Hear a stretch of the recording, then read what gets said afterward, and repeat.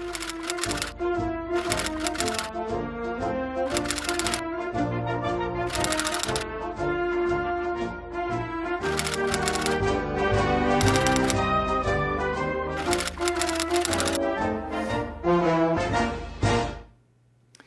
evening, and welcome to Chasing the Facts. And my guest this evening is Vanna Howard, who is our new Precinct 4 State Representative. And as probably most people in the audience know, Chelmsford has 4 state representatives, of which you are one, and you are newly elected. So Vanna, I want to welcome you to the show. I also want to welcome you to Chelmsford as our newest elected representative, and I want to congratulate you on your victory, you know, which was mainly a primary victory for you. That's where the contest was, I think, for you this year. So you did very well, and we're very, very pleased to have you with us. So what we like to do with our guests is start off by you just giving us a very, very brief biographical sketch. So if you could do that, that would be great. Thank you so much, Sam, for having me on your show. I am so thrilled to be here, and thank you again for the congratulations. My background, I resettled here as a young girl with my mom, my stepfather, and my half-brother here in Massachusetts as a refugee. I am a survivor of the killing fields in Cambodia. And so I arrived here, resettled here at age 11. It's where I attended school, where I learned English at the age of 11. I didn't know a word of English prior to coming to the United States. And so it was a struggle, but you know, it's at age 11, I learned slowly. I had great teachers that were very patient with us new students, refugees. So I was thrown in to the 7th grade. So that was my first experience in the United States in 7th grade, learning English, learning the culture. And from there, I went to college, earned a college degree, and I received actually, I got my first job, my first real job, and the only thing I knew at the time was a typist. I know as a typist, and I can speak the language, Cambodian, the Khmer language. Right. And it was at a large law firm in Lowell. I was hired because I'm Cambodian, I can speak the English, and I can type. So that was my first real job at a large law firm. And from there, I went to work for both Middlesex and Suffolk County District Attorney's Office for more than a decade. And then I was proud, after that, I was proud to work for Congresswoman Nikki Songas for her entire time in Congress. Oh, wow. And was most recently a chief of external and government relations at Lowell Community Health Center in Lowell. I'm married with 2 children. We live in downtown Lowell. Don't forget the dog. Oh, yes, don't forget the thank you. Vanna told me earlier off camera that she had a dog. I just want to make sure you mention that. Yes, so we adopted him from Texas during the pandemic. So we adopted him in December prior to 2020. So he's a rescue dog? He's a rescue from Texas. We adopted him, approved in December 2019, and then 3 months later, the pandemic. So we didn't get him until May of 2020. Wow. Yes, so he's good, he's happy, he's spoiled. And I'm sure the kids love the dog. Oh, the kids love, because prior to that, we had a dog for 14 years. She passed. Oh. So It's like losing a member of the family. Oh, yes, we had her for 14 years, right. So that's a tremendous, tremendous background, and you are to be absolutely commended for the difficulties that you must have experienced when you first came to this country, and having, especially at that age. It's one thing if you come in at age 3 and 4. It's another thing. You said 7th grade.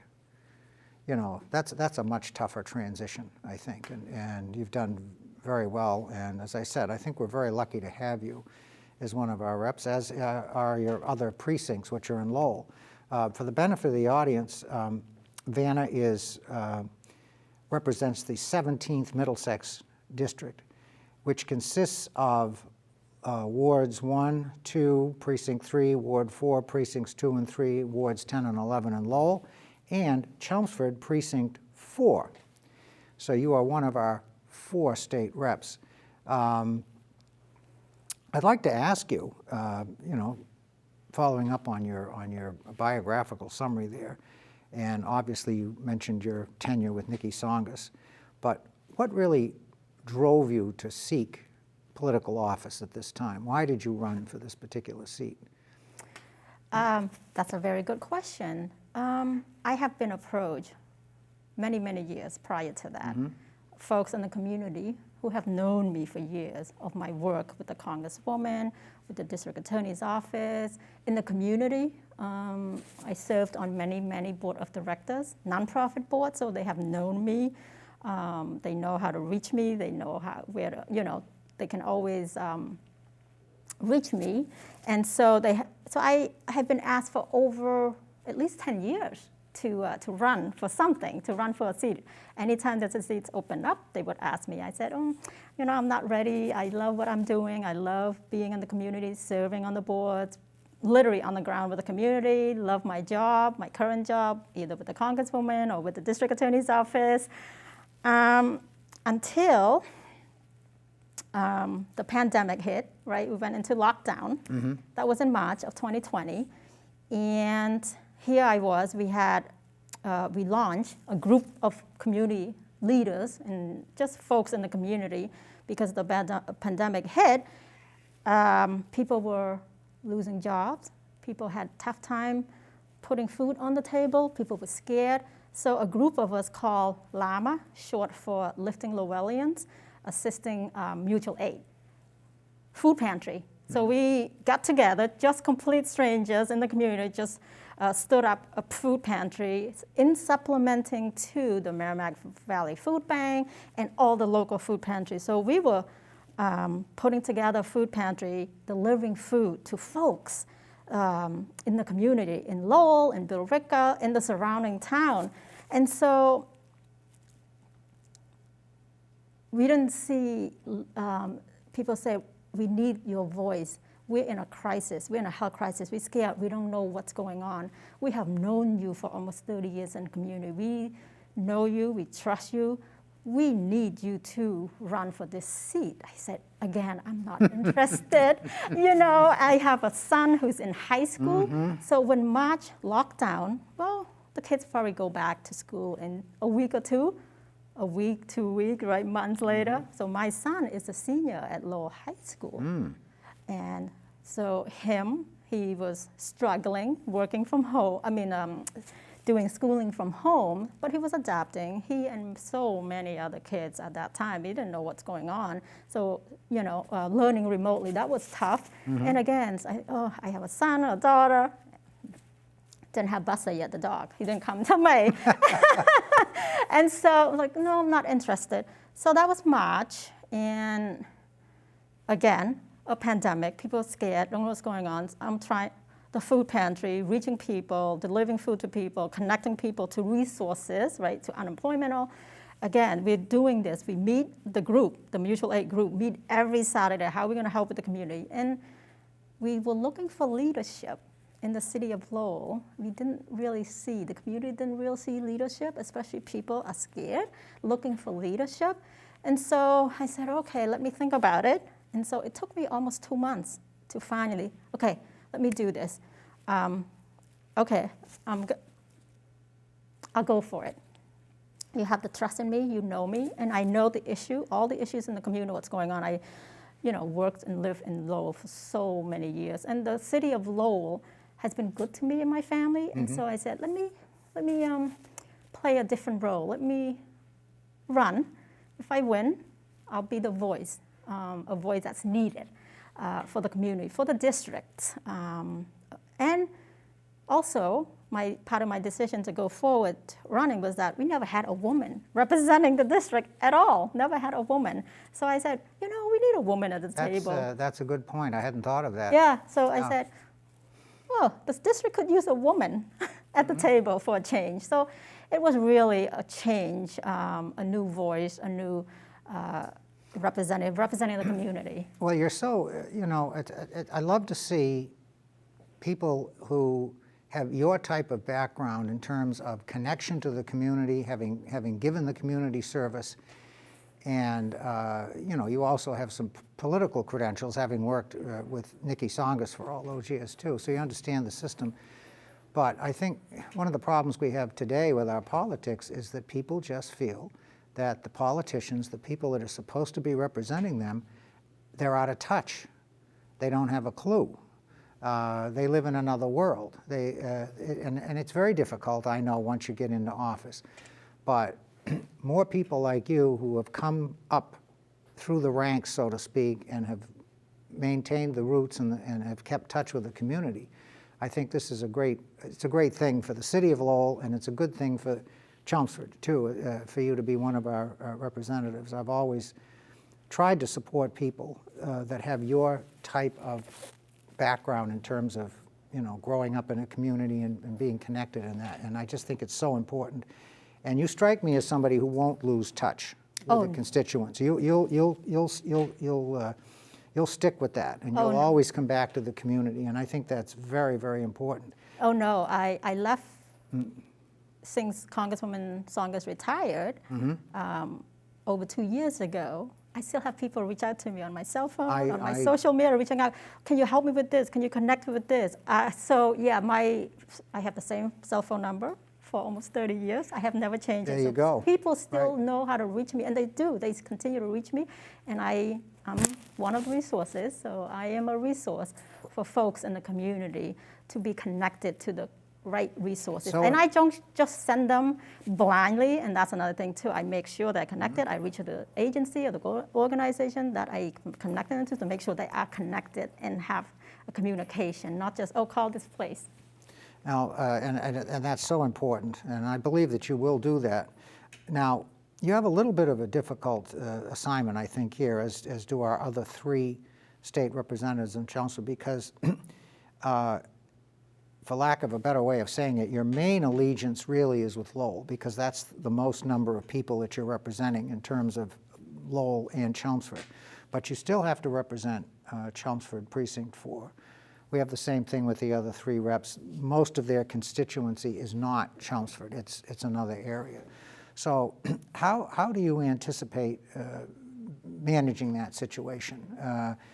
There may be some time where you have a conflict between the interests of Chelmsford and the interests of your Lowell precinct. So how would you approach something like that? Well, Precinct 4 in Chelmsford is part of the 17 Middlesex District. And so when I co-sponsored a bill or bills, or when I'm advocating for the 17 Middlesex, I'm advocating for Lowell and Chelmsford. So I'm not just advocating for just Lowell. The 4 of us we equally shared the same number of residents. So each one of us has about between 40 and 42,000, equally shared. So when we're advocating for the district. So for myself, that's the 17 Middlesex, and that includes Chelmsford and Lowell. So not just Lowell. So you're looking at it more from just a holistic approach for the entire district, and you're not really considering Chelmsford as a separate. Okay, Correct. that's. I want to add to that. I'm not sure. I know people ask, why 4? Why shouldn't it be? Why not 2 or 1? I'm not so sure, especially with the redistricting coming up, and I went through that 10 years ago when I worked for Congresswoman Tsongas at the time.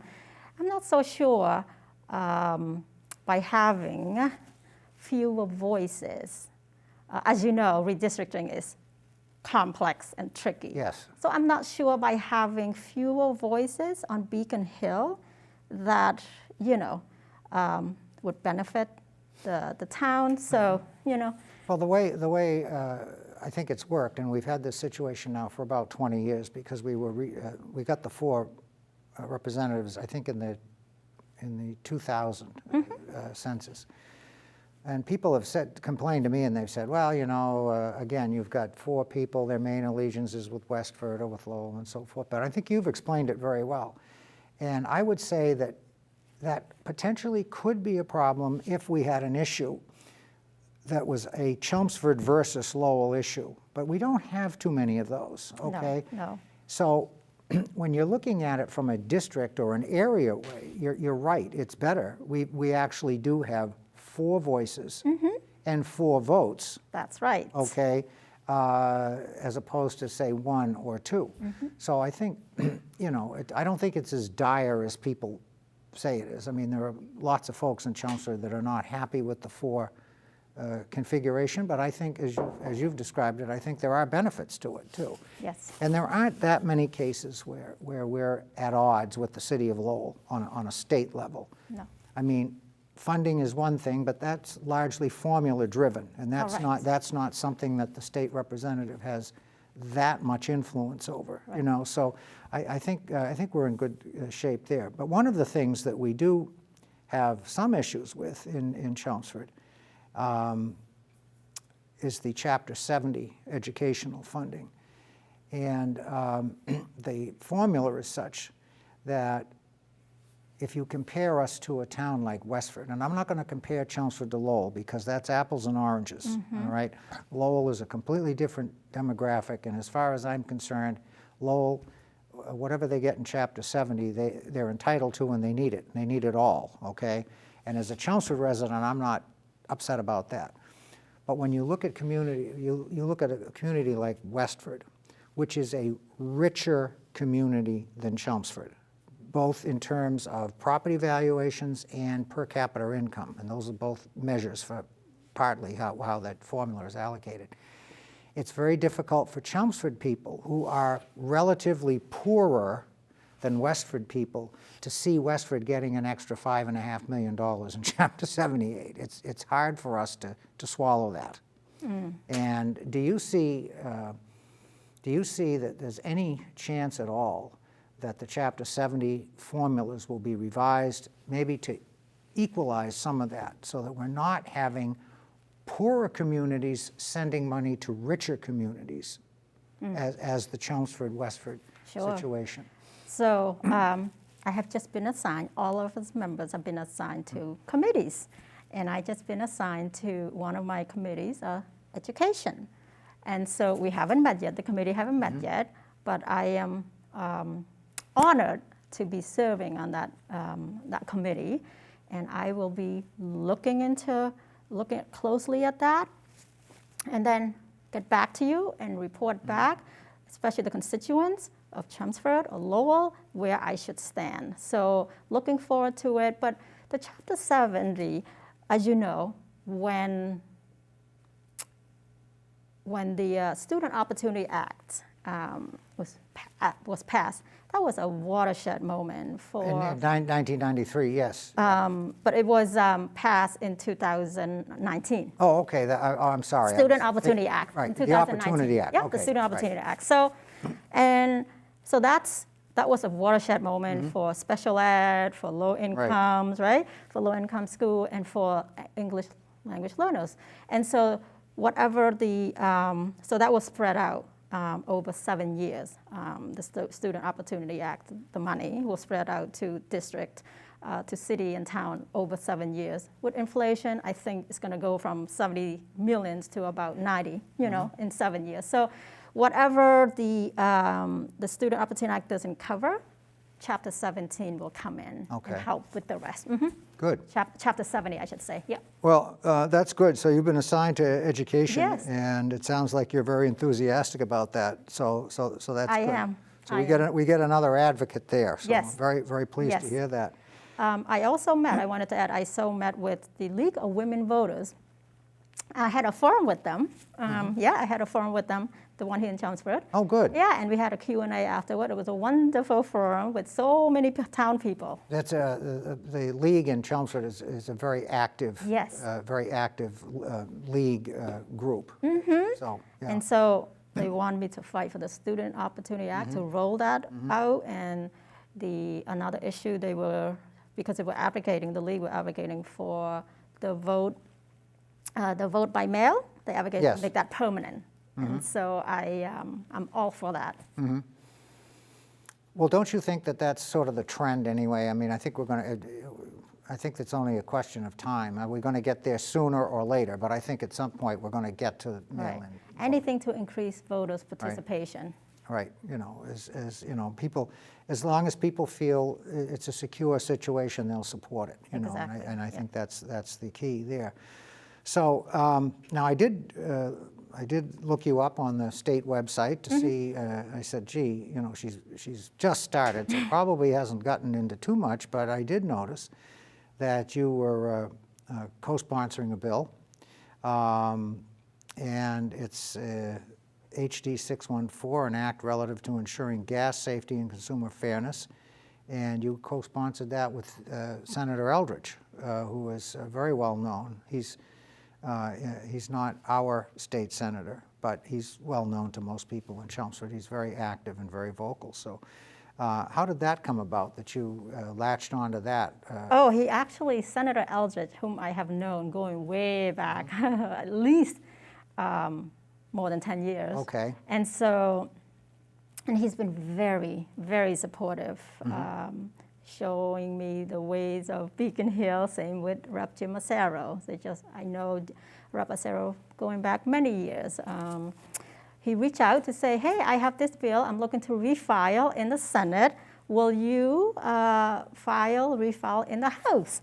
I said, okay, send me the summary. And I read the language. I'm like, oh, I'm happy to put my name on this. On board with that. I'm right. on board. Right. And the key point to the bill itself, I mean, there's many pages long, but I just want to tell you the key point is really to monitor, to identify, and to repair the gas leaks so that consumers don't get charged for the loss of gas that's right. leaks. So that's the key part of it.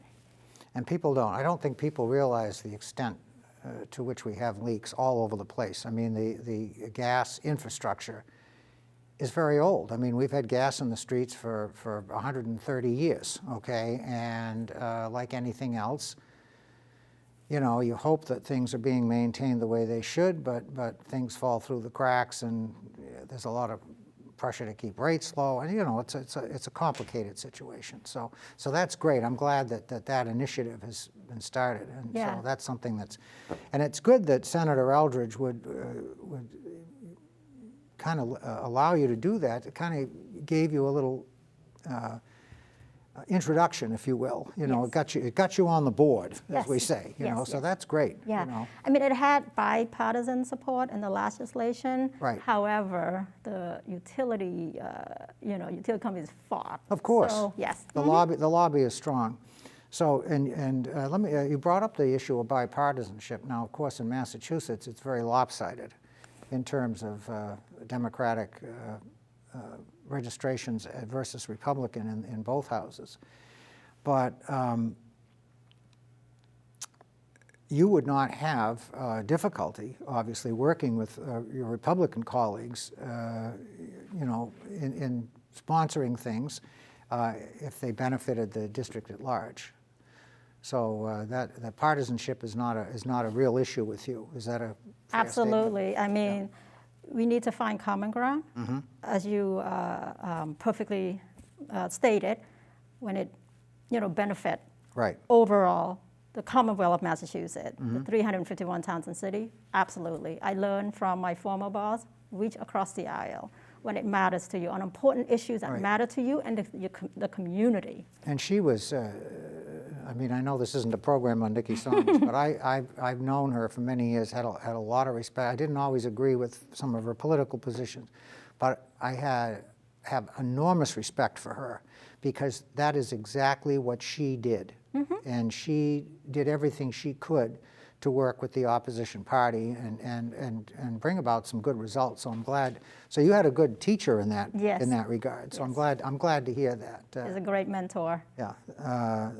The partisan bickering is, especially on the national level, I mean, it's just gotten to the point where nobody even wants to watch the news anymore. That's how bad it is. We're okay? getting along fine. Yeah. In Massachusetts, the State House. I think so, and you know, even within the Democratic Party, you have shades of political philosophy. I know an awful lot of folks in the legislature who are Democrats, but really they're quite conservative.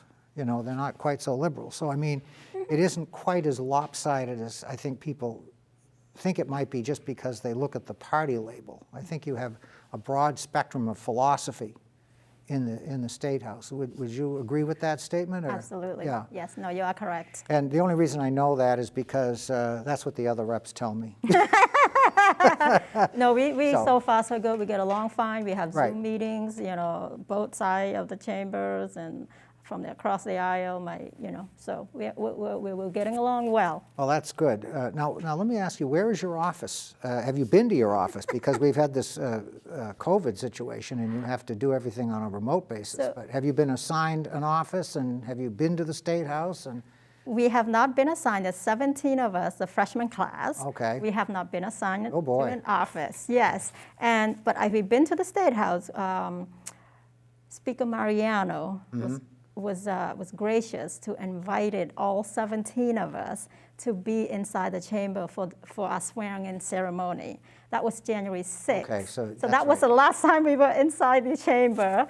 We have been working remotely, taking votes remotely. So. very, very difficult situation. We have about 3 minutes left, and I did want to ask you about the HD 1440, which is the bill that talks about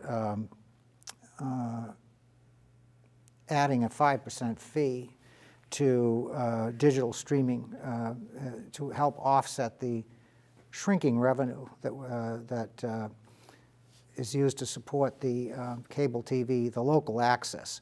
And the way that's funded, for people who don't know that are watching, the way that the local access is funded, it's a surcharge on your cable bill. But people are opting out of cable. You know, they're going to the dish, or they're, you know, whatever it is they're doing, or they're watching it on the computer, and so revenues are down. So you've sponsored this bill. Have you give me a couple minutes just talk about that? Sure, I was pleased to co-sponsor the bill. As of 2 days ago, there are now more than 20 representatives that co-sponsored the bill. Good. So I am hoping that we get traction this time, especially in the pandemic, where we need. It's very, now more than ever. It's a vital way to keep the community connected. We're at home, so to have that 5% increase to offset, to mitigate the decline revenue, especially I don't know how many years the community. The Chelmsford telemedia has been declining, but the 5% should offset that, and I'm hoping that this bill will get more support. And it's invaluable community service to have to keep the community connected. What's going on locally? It's very important to have that, but also very important to have our students, right? Our students have the connection to our community service, our local telemedia, to learn about their leadership, their technical skills. It's just very important. In Lowell, we have the Lowell telemedia, Right. And that's where I watch. All of us watch the local news, city council, school committee, and many other news. What's going on in the community, and it's very vital to have that because. Right now you got Hulu or Netflix. Netflix. They're not paying anything at all, and so And people don't realize that. they don't realize They don't that. realize No, that. they don't realize Right. that, and so the 5% increase to offset the decline in revenue. I'm for that, and Well, I I'm hope that my colleagues in the House and in the Senate and And support it. I'm very glad you've signed on to that, and I'm sure the folks here are very glad too. And our time is up. I wish we had more time to speak to Van. We're going to have you back, okay? And maybe do a follow-up in 6 months or so, just and get a feel for how you're doing as a new rep. Thank you very much for being on, and we will have you back again. Thank you.